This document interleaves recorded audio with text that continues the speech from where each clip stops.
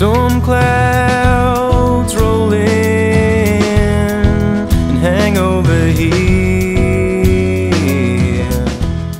Wake up, Mooloolaba. Wake up.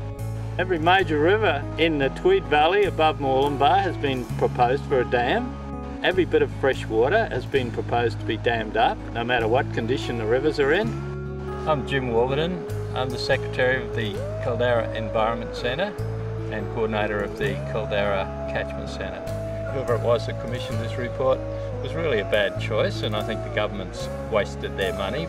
This report hasn't been ground truth. We're ground truthing it for you now. Have a look. Oh yeah,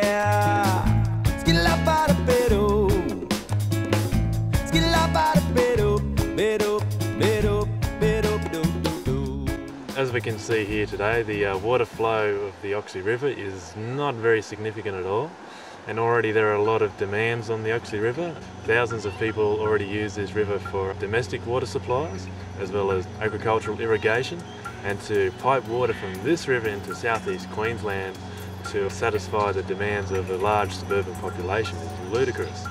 The demands of a small rural population are already putting major stresses on the river and forcing the river to almost collapse.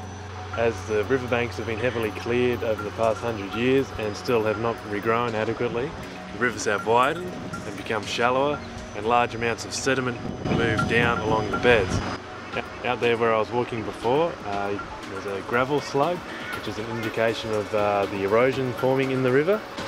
Where there's no flow, the algal blooms can really take off because of the higher levels of light, higher levels of temperature and higher levels of nutrients.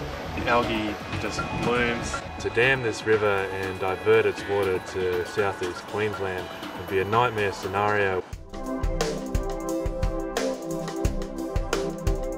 One of the issues with these desktop dam assessments is that they underestimate the biodiversity values and they don't take enough account for them, because Australia was all once very wet, and millions of years ago even Lake Eyre had rainforests, and so as Australia gradually dried out, the wettest areas of Australia, the wettest catchments, have the most relic plants and animals and the most unique flora and fauna. These dams are going to take out riparian habitats which are critical for certain lowland rainforest species. 4 of these plants or more are present at the rocky cutting site. There's Isoglossa erianthomoides, Diospyros mavacea, Melicope vidiflora and Phyllanthus microcladus. There's certain ecological consequences to damming a river system. You reduce environmental flows downstream from the dam, you flood the part of the catchment upstream from the dam, you lose vital riparian habitats, forest habitats and forest ecosystems under the dam. You can increase salinity downstream in the estuarine environment. A dam has pretty much permanent and irreversible impact on that catchment. And we need to realise, is this something that's worth doing? I work in southeast Queensland a lot and I see every month a new suburb built, and it's not fair on us to support their unsustainable lifestyles. What we need is small-scale decentralised water infrastructure.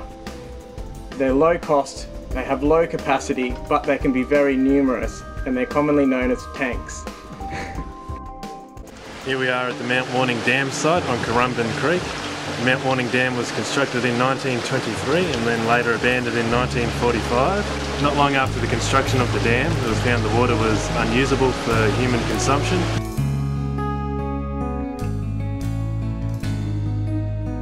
I'm Robert Corriwa.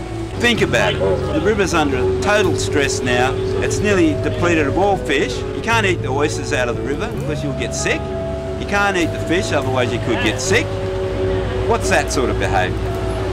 You know, you keep on putting stress on the river, it's no good. Like the Indians say, until the last fish is eaten, then you'll know you cannot eat money.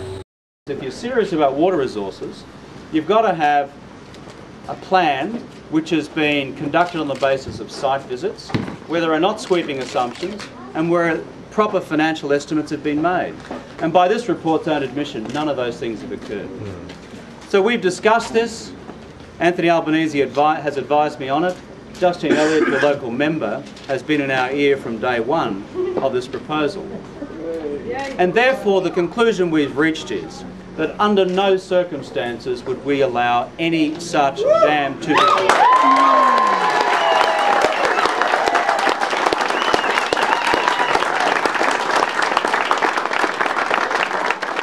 Watch them fall.